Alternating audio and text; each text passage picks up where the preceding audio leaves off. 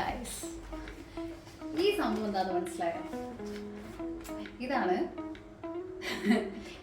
ഇതെന്ന് വെച്ചാലേ, ഞാനെൻ്റെ യൂട്യൂബ് ചാനൽ തുടങ്ങുന്നത് ഒരു കോവിഡ് ടൈമിലൊക്കെയാണ്.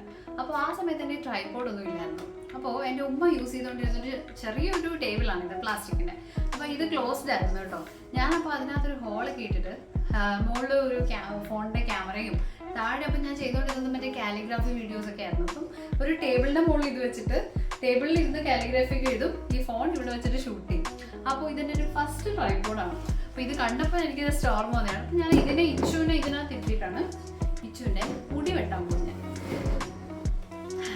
എൻ്റെ ഒരു ആദ്യത്തെ പരീക്ഷണമല്ല, ഇച്ചുവിൻ്റെ സ്ഥിരം കസ്റ്റമറാണ്. ആദ്യം നമുക്ക് മുടിയൊന്ന് നനച്ചു കൊടുക്കാം.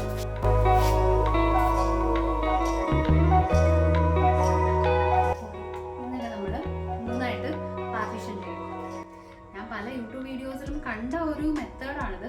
പക്ഷേ ഞാൻ അതുപോലെയല്ല, എനിക്ക് അതൊന്നും നോക്കി ചെയ്യാൻ വയ്യ. അതുകൊണ്ട് ഞാൻ എൻ്റെതായ രീതിയിൽ ഇച്ചുവിനെ കൂടെയല്ലേ. സോ കഴിഞ്ഞ വീഡിയോയിൽ ഞാനാണെങ്കിലേ ഈ ഇച്ചു എന്ന് പറയുന്ന കേട്ടിട്ട് എനിക്ക് മറ്റേ ക്യൂൻ സിനിമയ്ക്ക് അത് ചിന്നു എന്ന് പറയുന്ന ഒരു ഇത് വന്നു.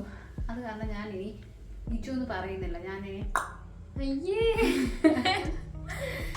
ഇത് കറക്റ്റായിട്ട് പാർട്ടീഷൻ ചെയ്യണം. പക്ഷേ ഇപ്പം ഡേ ആയതുകൊണ്ട് വീഴും കെയർ.